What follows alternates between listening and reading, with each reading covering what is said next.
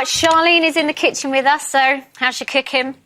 I enjoy it. I don't know if it's any good, but I like cooking. That's good. That's a good start, isn't it? Enjoying it. Because your other half, Bryn Williams, has been on the show. In fact, one week when I was Tim and Bryn was me. Yeah. And Ian's a fantastic wrestler. He's great. So do you never have to cook? Does he just cook all the time?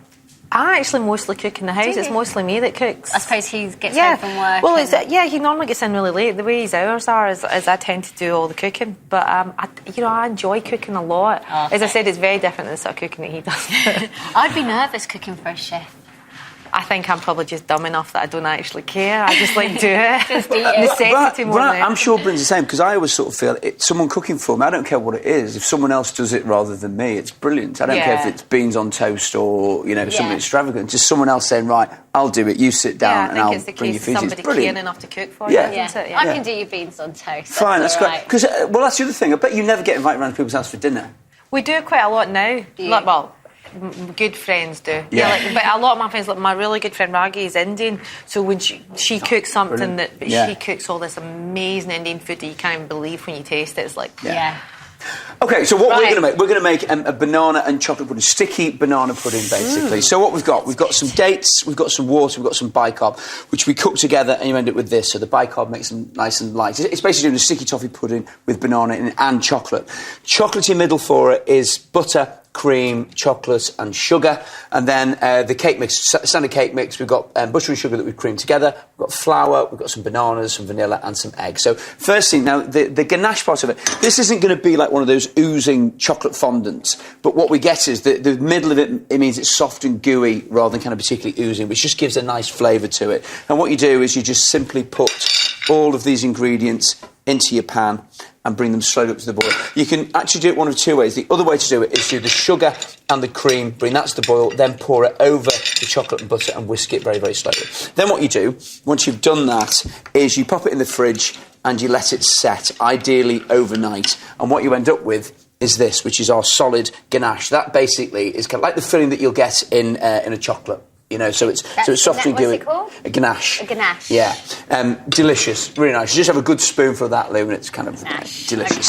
Okay, so, Sharleen, first job, peel your bananas like a monkey, like you just taught me. And then you know what, now that I said I'm probably going to get it... Oh, no, that isn't the way you do it. Somebody said to me the other day, you peel it the other way up. Apparently that's the proper way to do it, yeah.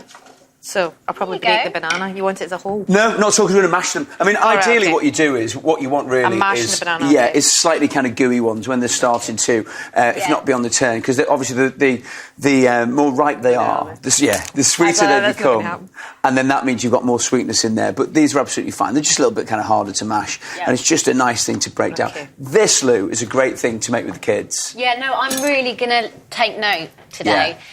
This is turn over a new leaf. I'm going to learn every Sunday morning. I'm suddenly feeling like Timsy when he says you feel like you're on on one of these programmes where you got to pay attention to everything in case I get it wrong. Jamie says to me every time I go home, "Did you listen today? Did you learn what to do? Did you listen?" Oh, let's not talk about it. Yeah, because you said last week that he said it was rubbish. Yeah. I can't believe it. He said and that is not a lie. Yeah, but does he cook? No, exactly. You can't insult somebody if you don't do it yourself. No. I think he should cook for you. What's the best thing you cook, Sharleen? I tend to do a lot of we've got an aga, so I tend to do a lot of things that are in the oven for a long time. So there's good things to do, actually, Lou. That's not a bad thing to do. Anything sort of casserole-y. Yeah, you can just forget about it. Yeah, and it's fine. Good because you can put it down on the table and everybody can just help themselves. That'll do it. Bananas go in, and then crack your eggs in, put your vanilla extract in, and then whisk those as if your life depended upon it. When are you off on tour then? You're going to tour this album? Yeah, I'm going to... I think we're going to announce the dates. I'm going to tour in May. Oh, brilliant. So that's what's going to happen. So that's it. There'd be great songs to tour with.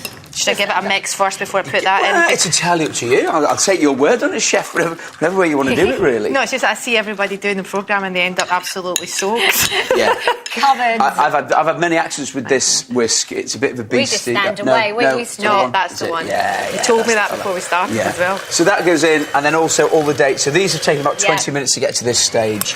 So hang on, so what... So that's the dates, the water and the bicarb. Right. Okay, so they're delicious and soft now. You wouldn't particularly want a mouthful of them because the bicarb is quite strong in them. But then when they're cooked... Is that enough? Then they find, yeah, that'll do it. And then we'll just tip. I just wanted to get rid of it. Come off. No, it's not going to go off. Ah, there it is. There we go. And then we tip all the flour and then just fold that in. I'm always a big fan of kind of folding in the flour rather than kind of using the machine, so you keep the gluten nice and loose rather than tight. Because it's how you get kind of these really... are all little things that are so important, aren't they, in cooking? You Yeah, never know. I mean, it's one of those things that you're not going to ruin it if you do it the other way, if you over kind of stretch it, but it just makes your results a little bit nicer, really. And I think sometimes, when you cook, if you don't get a good result, then it is slightly disheartening, really. Okay, now this, as you can see, is starting to come together. So as it begins to melt, it's important that it's a nice low heat for all of that to come together. Okay. Beautifully done. You can tell you cook. You can always tell guests who cook because there's just something about the way that they stand and the way that they kind of... It's true. It really is true. So what are you saying about me, then? Nothing, Lou. Nothing at all. That's what you're saying. Nothing. Oh, chopping is the thing we've got to get you sorted on. OK, so next thing, into our little dairy mugs. These have been greased and there's a bit of greaseproof paper at the bottom so they don't stick. Half fill that. OK. I hope this was the spoon that I was supposed to use. Yeah. Lovely. I've not heard of this before. Well, this basically... And you buy it like No, that? that's what we've made. That's what's going on in there. Have a little taste of that.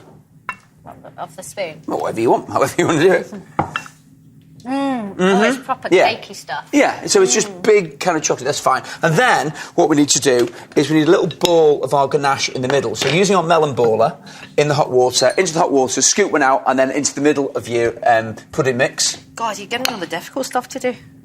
Well, see, you don't have to do that. It just makes for a good portion. No, I actually quite like this. There you go. And then back in the water, otherwise it won't come out. Oh, it was a perfect bowl, now it's gone. Right. There we go. You don't have to, you could just, spoon a little spoonful of it. And obviously, the more you put in, then the gooier it's going to be in the middle. All right, and as I say, it's not going to be an oozy one, but what you get is this melts, it becomes fudgy in the middle. Yeah.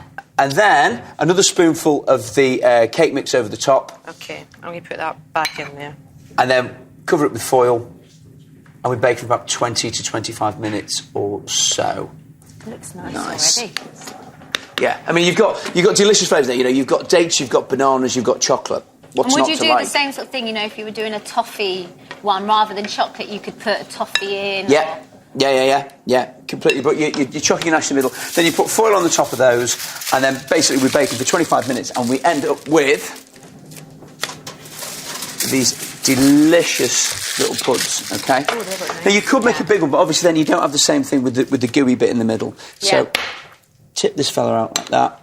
Gorgeous. Do you cook with your daughter, Sharleen? I do, yeah, and she likes to cook as well, so we tend to cook together. I don't know, do you do that with your little one? Yeah, he loves cooking. He just loves it's good. making cakes or anything. I just think it's one of the best things to do with kids. Right, OK, so what we've got is... Oh, pretty thing. Now, you could put more of the chocolate sauce over the top, but what I want to show you is in the middle, you get that delicious... See, you're getting that oozing gooiness of chocolate. Dig in, chaps, dig in. Are you going to poison me? Ladies, no, I hope not. This isn't the one that I cooked. Will you be OK? Have a trial of that. Go for it. Please. Right, all